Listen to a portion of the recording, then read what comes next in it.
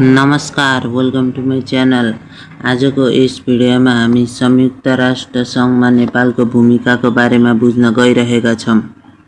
मैले पहिलाकै भिडियोमा संयुक्त राष्ट्र सङ्घको सबै व्याख्या गरेको हुनाले म यसमा डाइरेक्ट पोइन्टमा आउँछु, अरू कुनै केही टपिकमा चर्चा गर्दैन। हुन त नेपालले धेरै कार्यमा संयुक्त राष्ट्र सङ्घको मद्दत गरेकै छ, तर इक्जामको पोइन्ट अफ भ्यूबाट हेर्दा चाहिँ मलाई लाग्ने चाहिँ 4वटा भूमिका मात्र आउनेछ जस्तो लागेर यस भिडियोमा म 4वटा भूमिका मात्र भन्न गइरहेको छु। संयुक्त राष्ट्र सङ्घमा नेपालको पहिलो भूमिका रहेको छ शान्ति सेनामा सहभागी। शान्ति सेना भनेको हामीले प्रायः जस्तो बुझिरहन्छौँ कि शान्ति सेना भनेको चाहिँ विश्वमा शान्त फैलाउन बनाएको सेना, जुन युएनओ भन्नेले संयुक्त राष्ट्र सङ्घबाट अपरेट हुन्छ। संयुक्त राष्ट्र सङ्घको सदस्यता प्राप्त भइसकेपछि नेपालले निरन्तर शान्ति सेनामा सहभागी जनाएको छ। शान्ति सेनामा विश्वमा शान्ति फैलाउने काम गरिन्छ र नेपाललाई पहिलेदेखि वीर गोर्खाली भनेर चिनिन्छ भन्नाले यिनीहरू शान्ति सल्भमा धेरै ट्यालेन्ट छ भनेर बुझिन्छ। त्यसैले यसलाई शान्ति सेनामा धेरै जस्तो प्राथमिकता नेपाललाई नै दिएको हुन्छ र नेपालीहरू शान्ति सेनामा गइसकेपछि तिनीहरूले शान्ति सुव्यवस्था कायम गर्ने, द्वन्द्व समाधानमा भूमिका खेल्ने जस्ता जिम्मेदारीहरू वहन गरेका छन्, जसको कारणले संयुक्त राष्ट्र सङ्घले नेपाललाई अलि ठुलै लिन्छ कि अलि एकदम भिआइपी मान्छे नेपाली पनि भिआइपी हो भन्ने टाइपले लिन्छ संयुक्त राष्ट्र सङ्घमा।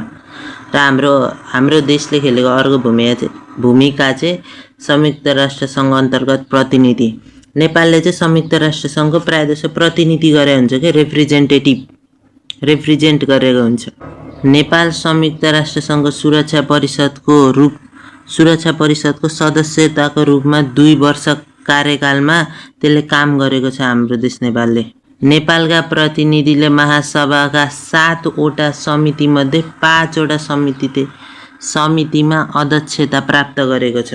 नेपाल युनेस्को सदस्यतामा पनि कार्यरत रहेको छ। र अर्को भूमिका रहेको छ असंलग्नता। त्यसलाई नन अलाइभमेन्ट भनिन्छ। नन अलाइभमेन्ट भनेको कसैलाई पनि सपोर्ट नगर्ने के। जस्तै विश्वयुद्ध भएको थियो नि, विश्वयुद्धमा दोस्रो विश्वयुद्ध प्रायः जस्तो चाहिँ मेन है। दोस्रो विश्वयुद्धमा देश 2टा ग्रुपमा डिभाइड भएको थियो नि, त्यसमा चाहिँ एउटा के 2टा ग्रुपमा डिभाइड भएको थियो, तर नेपाल चाहिँ म त 2टाको सपोर्ट लिन्न भनेर तेस्रो ग्रुपमा गएर बस्यो। तेस्रो ग्रुप भनेको नन अलाइभमेन्ट हो भन्नाले 2टालाई कसैलाई सपोर्ट नगर्ने। नेपालको विदेशी नीति चाहिँ पञ्चशीलको आधारमा रहेको छ।